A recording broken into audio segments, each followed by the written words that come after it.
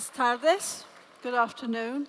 I'm delighted to be invited to speak here at the Ciudad de las Ideas events and to be in Puebla today. My topic is erotic capital. I'm a social scientist, and for many years I was teaching in the London School of Economics, sociology. And like most professors in universities, I was, of course, promoting the idea that education is important, that educational qualifications are important and valuable, and that education and qualifications are the way forward, a route to success in life. And then one day I woke up and realized this was actually far too narrow a perspective, that actually many other things are also very influential and helpful for success in life. And one of them is something that we have never noticed until very recently, and that's erotic capital. I call it erotic capital because economists and also sociologists talk about capital as the key asset, personal asset that people have. In economic capital, money and land. Social capital, who you know, palanca. Human capital, cultural capital, which is usually education and qualifications, training, experience. And the fourth new additional capital that I have presented is erotic capital. It is a combination of physical and social attractiveness. I have argued in my book that being very beautiful or very handsome doesn't really have very much value if when people meet you, you are rude, unpleasant, not charming at all. And so, in my view, all the research shows that being socially attractive, charismatic, if you want to call it that, is just as important as physical beauty. But beauty is the way people usually think of it as erotic capital. And so I reviewed all the research on how important this is in life, or whether it's important and measuring how important it is. And I was really astonished because we've always had this view that just what you look like, good looks, or is really quite a trivial, shallow, unimportant factor in life. And I was amazed to discover that there were studies by economists, political scientists, sociologists, social psychologists, all of them showing the same thing. It has huge value, huge impact on how you live your life. And economists have provided measures. People who are attractive earn between 10% and 20% more than people who are unattractive. Now that may seem a very small advantage, but if you think that that 10 to 20% more is in every job throughout your whole working life, that adds up to a lot of money. For politicians, they have studied how they get more votes when they are attractive rather than unattractive, and you get the same rough measures again for politicians and the votes for political candidates. People who are attractive, men and women, they get 15% more votes. So the variation is similar, 10 to 20% if they're attractive. So it has real value, and it's in all fields of life. In politics, even in sport, even in the arts, attractive athletes and artists get more attention and therefore sell more stuff than those who are unattractive. Academics who are attractive, they get higher ratings in the university. So in the United States, they earn more because students value them more, and therefore the university values them more. In commerce and business, attractive people, it's been shown, sell more goods, sell more services, sell more of everything, insurance policies, anything, you name it. There are studies showing that people prefer to buy something from someone who is attractive, even though they know it makes no difference to the particular product that they are buying. And so it matters even in professional jobs. It's been shown that lawyers, for example, are more successful in their work and win more cases than people who are unattractive. And so it cuts across all occupations, all jobs. I think the only jobs where it possibly doesn't matter at all is manual jobs in manufacturing. It is often thought that this is a problem of discrimination and that it's unfair. This is one reaction to the idea.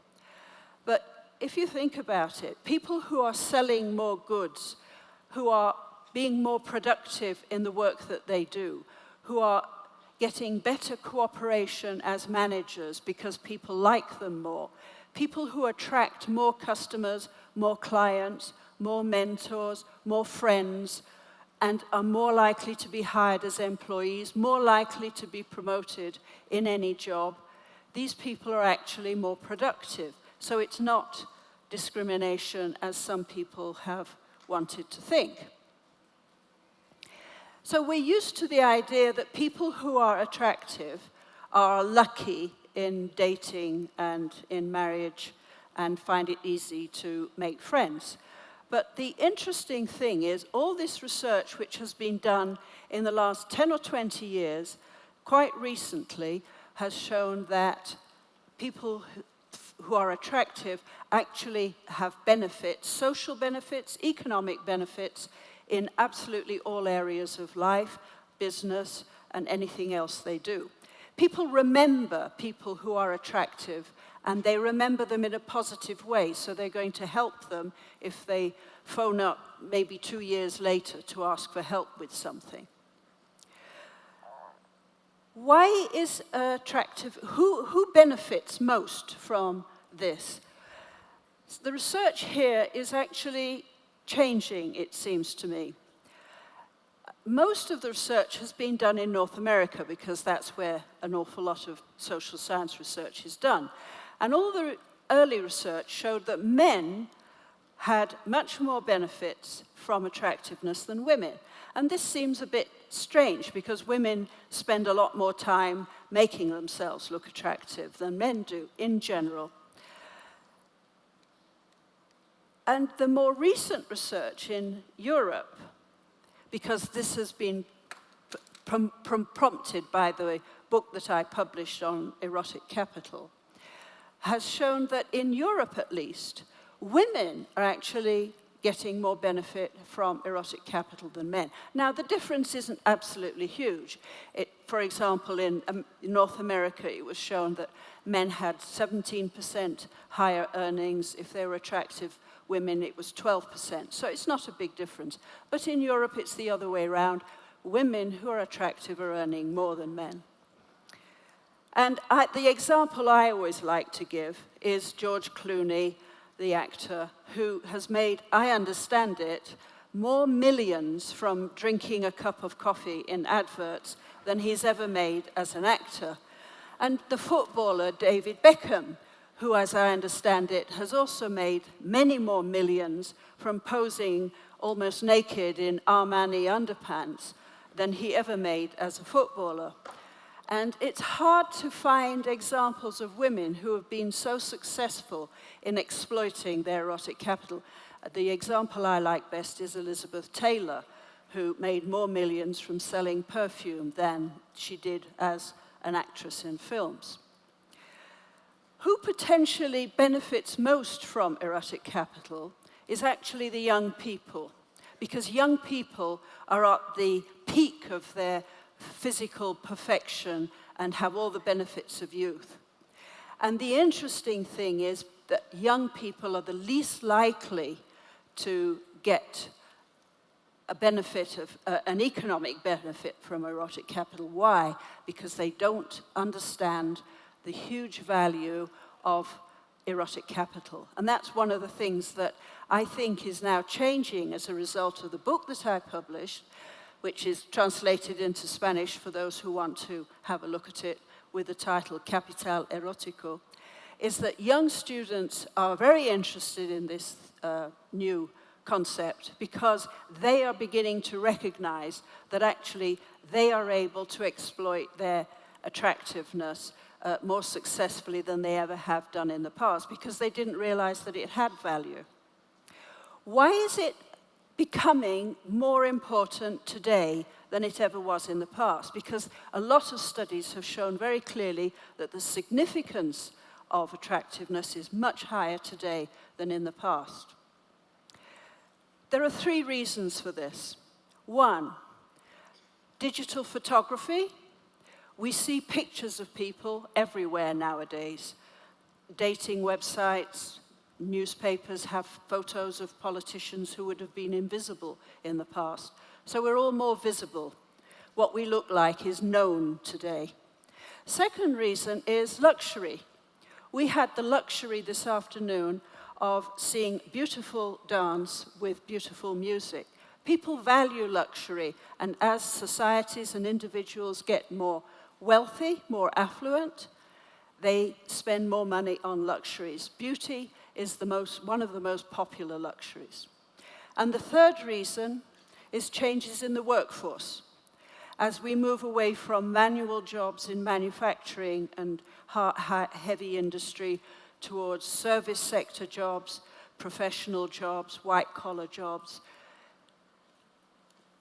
the workforce is changing. Social interaction between people, colleagues, employees, and subordinates or customers becomes more important, and attractive people score better in social relationships in the workplace. So they earn more. So those are 3 factors that are making attractiveness more important in the future than it ever has been in the past. So in conclusion, I'm saying the world is changing, and we have to accept that change rather than simply reacting negatively to it, as some people have done by saying, oh, this is discrimination, oh, this is inequality, this is unfair, this is not right. A very Puritan reaction, in my view. There is inequality everywhere, and attractiveness is not the most important one. I would have said that intelligence, IQ, is by far the most important. It's just one more factor that it does create inequalities, but just like education, we can invest in education to increase our abilities and our intelligence. We can also invest in going to the gym to get a good body, having a good haircut, wearing clothes in flattering colors. We can do things to make ourselves attractive. If we invest so many years of our lives in education, I would argue we should also invest some of our time in actually being attractive because it yields fantastic benefits. Thank you.